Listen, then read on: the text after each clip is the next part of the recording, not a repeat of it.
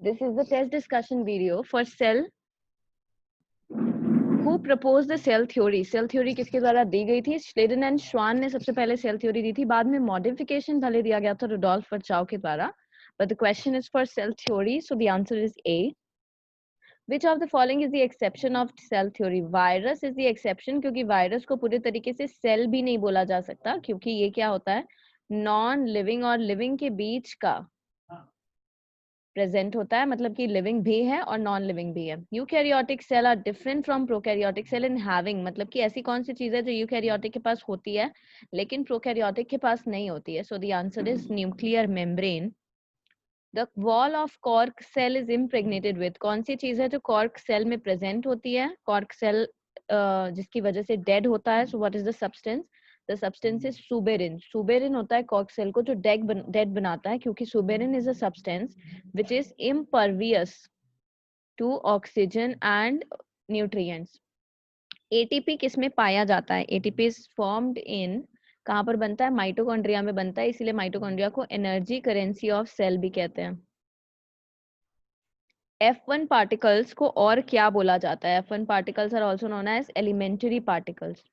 Mitochondria are similar in many aspect to, किससे मिलते जुलते हैं? ये मिलते हैं प्लास्टिड से मिलते जुलते हैं, क्योंकि इन दोनों के पास ही अपना डीएनए होता है, अपना प्रोटीन सिंथेसिस करने का मशीनरी होता है. प्रोटीन सिंथेसिस दोनों के पास कैपेबिलिटी होती है और दोनों ही अपने सेल्फ डिपेंडेंट होते हैं कि वो रेप्लिकेट कर सकते हैं. F1 पार्टिकल ऑक्सीसोम या एलिमेंट्री पार्टिकल्स किस में पाए जाते हैं? So they are present in mitochondria. किस में पाए जाते हैं F1 particles? They are present in mitochondria.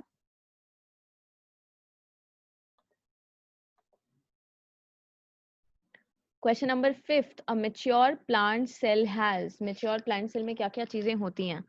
Protoplasm, cell wall and vacuole. Now this question कई बार क्या होता है, आप पूरा ऑप्शन पढ़ते नहीं हो, डी तक पहुंचते नहीं हो, इसलिए गलत आंसर टिक कर सकते हो.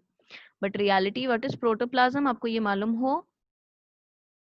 प्रोटोप्लाज्म का मतलब होता है cytoplasm plus nucleoplasm. Nucleoplasm. Both plants and animals are provided with, दोनों के पास कौन सी चीजें होती हैं? So both are provided with protoplasm. ये चीज कॉमन है, क्योंकि सेल वॉल केवल प्लांट सेल में होती है. गोल्गी बॉडी इसलिए आंसर नहीं है क्योंकि प्लांट में डेस्मोसोम्स कहा जाता है गोल्गी बॉडी को.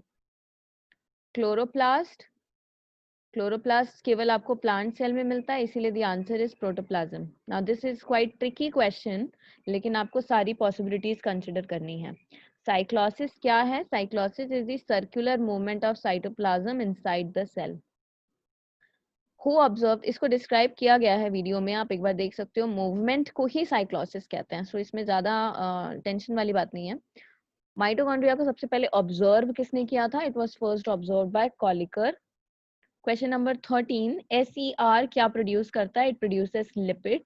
The main organelle that is involved in modification and routing of newly synthesized protein to their destination is endoplasmic reticulum का काम. अच्छा, यहाँ पर देखो ऑप्शंस देख लें हम लोग. क्लोरोप्लास्ट, माइटोकॉन्ड्रिया, लाइसोसोम और ERA. गोल्गी बॉडी ऑप्शन में नहीं है कि आप 2 मिनट के लिए सोचो, ऐसा नहीं है पॉसिबल. तो इसीलिए आंसर यहाँ पर क्या हो गया? एंडोप्लाज्मिक रेटिकुलम, क्योंकि मॉडिफिकेशन और दूसरी जगह पहुंचाना एंडोप्लाज्मिक रेटिकुलम बनाता है और उसके बाद फिर भेजता है, फिर गोल्गी बॉडी हेल्प करता है. सो क्लोजेस्ट ऑप्शन यहाँ पर क्या है? एंडोप्लाज्मिक रेटिकुलम का है. The transfer vesicle from RER fuses with which part of the Golgi body, कौन से हिस्से के साथ फ्यूज होता है? सो ये सिस पार्ट के साथ फ्यूज करता है गोल्गी बॉडी के, यहाँ पर फ्यूज करता है और ट्रांस वाले भाग से बाहर आता है, इसलिए आंसर क्या होगा? Cis. Question number 16, which of the following is related to glycosylation of protein, मतलब प्रोटीन में ग्लूकोज का ऐड होना.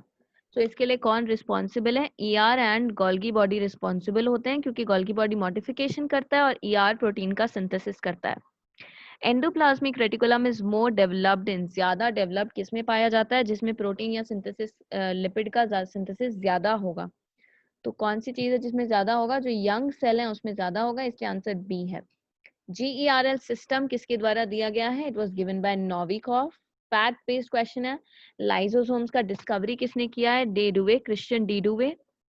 व्हाट वुड हैपन अगर लाइसोसोम्स रप्चर हो गए सेल के अंदर ही, तो क्या होगा? सेल मर जाएंगे, क्योंकि सारे हाइड्रोलिटिक एंजाइम्स इन्हें डाइजेस्ट कर देगा.